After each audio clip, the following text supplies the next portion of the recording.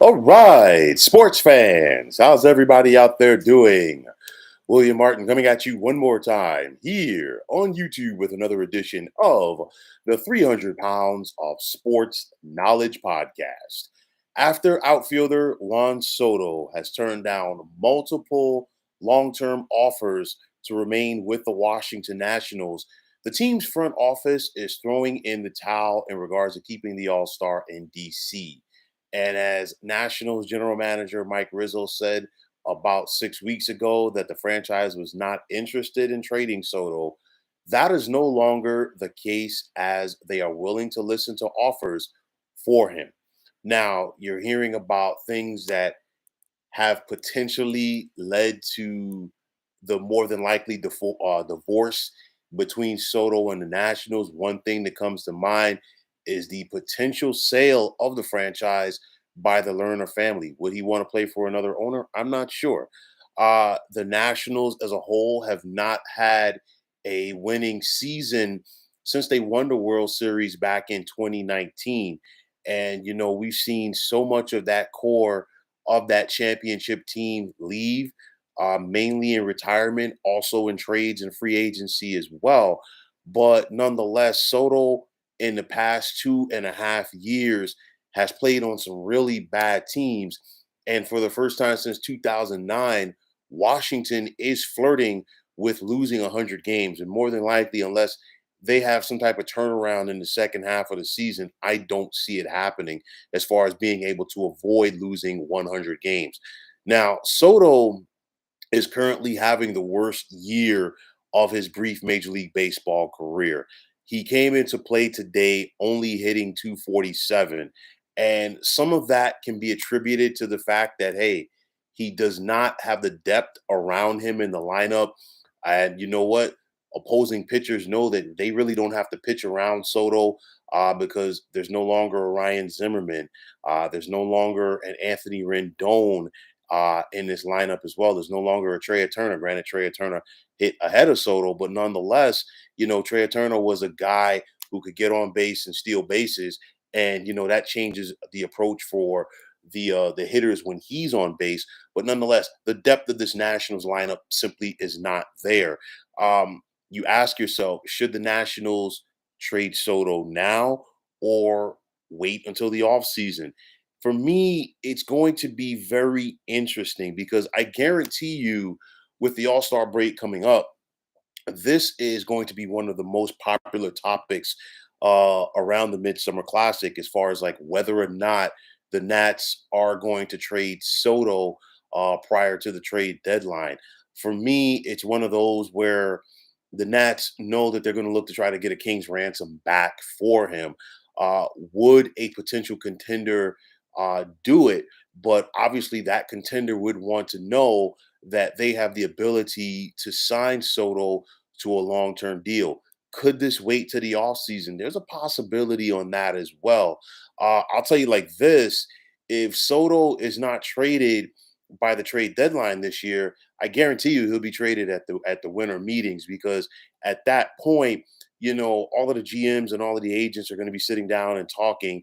And then on top of that, a team is really going to take the opportunity to hammer out the finances, and because nobody wants to trade for a guy with the caliber that is the caliber of Soto and not be assured that you're going to sign him long term, especially knowing that Washington is going to want some prospects back, some top prospects from your system back, and maybe a couple of players who are ready to play at the big leagues or who are currently playing at the big leagues.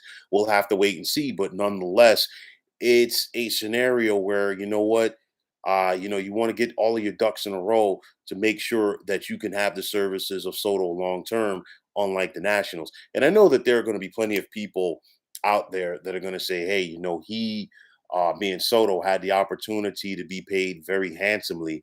I think he really wants to either get to free agency and let the market dictate things, or he just wants to simply go to another team because he doesn't want to be in Washington long term. But I guarantee you again, and I cannot harp on this enough, not to sound like a broken record, but no team is going to make a trade for Soto if they know that they don't have the ability to sign him long term. Now you ask yourself, what teams could potentially be in pursuit of Soto?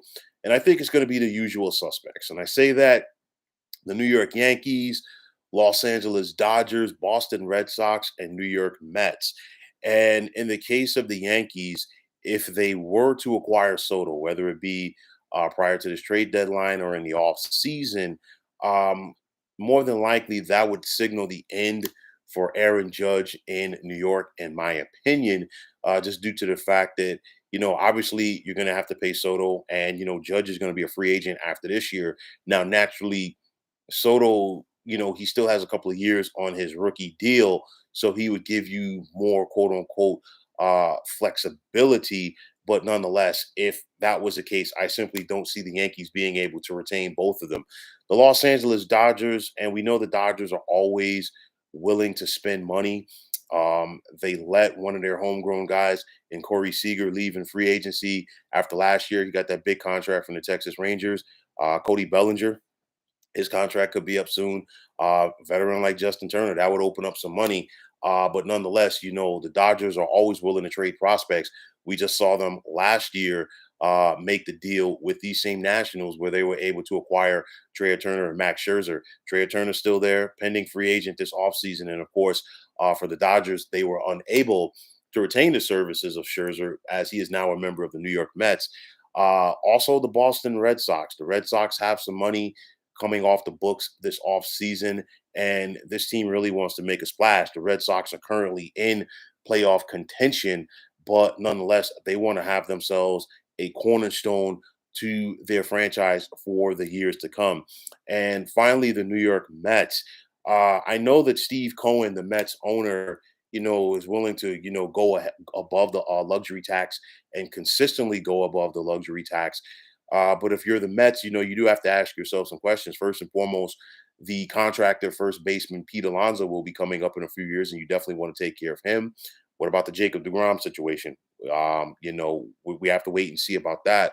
But nonetheless, Cohen has let it be known that he's willing to throw caution to the wind. You've heard rumors, and they're only rumors, as far as Soto wanting to be in New York. We'll have to wait and see. But nonetheless, the Mets, unlike the other three teams that I mentioned, are more at a disadvantage is due to the fact that being that they play in the same division with the Nationals, more than likely Washington is going to want to make them give up more since they're going to have to deal with potentially facing Soto 19 times a year in order to get to the playoffs. And then, but then, it's not like it's impossible. I mean, years ago, nearly 40 years ago, we saw then Montreal Expos, make the trade with the New York Mets in 1985, which saw Gary Carter be traded from Montreal to New York. He was a big part of the Mets winning the World Series in '86.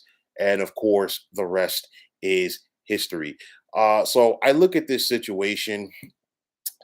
For me, if you're Washington, now that you've put this word out there, I mean, granted, you're on a fast track to a bad season as it is. Washington's season is over. They threw in the towel a long time ago. Do you want this situation to be a distraction? Obviously, Juan Soto really doesn't have to worry about the Boo Birds because not a lot of people are coming out to Nationals Park since obviously this team is not a contender. But with that said, do you want this to be a distraction over your team? Now, with that said, Mike Rizzo obviously is going to do what's best for the Washington Nationals organization, whether that means trading Juan Soto now or just waiting until the offseason and doing it at the winter meetings. But I'll tell you one thing's for sure. At the start of next season, Juan Soto will definitely not be wearing a Washington Nationals uniform. So it's one of those things. It doesn't matter if it's the Expos or the Nationals. This team historically has been unable to retain their stars. You think about some of those good Expos teams of the late 70s and early 80s, and you think about the Hall of Famers that came from that team at that time. You think about Tim Raines, you think about Gary Carter, and of course, Andre Dawson. And of course, after Dawson left the Expos and went to the Chicago Cubs. He had his MVP season in 1987. Um, you think back to the 90s with the likes of Pedro Martinez, young Vlad Guerrero Sr., Larry Walker, just to name a few. And then now, obviously, Washington, they tried to retain Bryce Harper. It didn't work out. And to their credit, Bryce Harper has gone on to play for some mediocre teams with the Phillies, but Washington did win their championship without him in 2019. But nonetheless, it's just one of those things. This franchise has always had difficulties. Granted, it was a little bit different in Montreal. There was always hope that the franchise could have been able to get a new stadium there. That was never the case, and that did hinder the franchise's ability to keep their players and re-sign them long term, which did result in the team moving to DC. But nonetheless, it's one of those where a 15-year deal for more than $400 million is tough to pass up on. It's going to be interesting to see how much that Soto will get. Soto is definitely going to get paid, and he's going to join the likes of Aaron Judge, who are definitely set to cash in during the off season. So it's going to be interesting to see.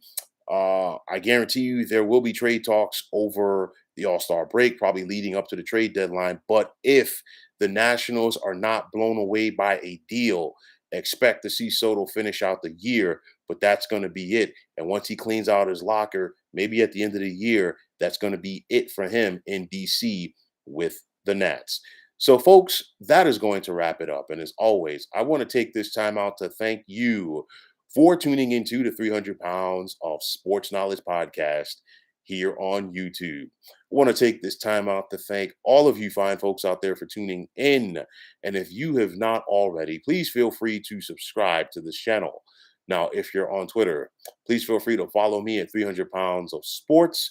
And like I always say, if you follow me, it'll be my pleasure to follow you right back. There is also the sports discussion group on Facebook at the Sports Depot 365. You can check it out. Drop a line and be a part of one of the better sports debating sites going on social media. So, once again, fine folks, my name is William Martin.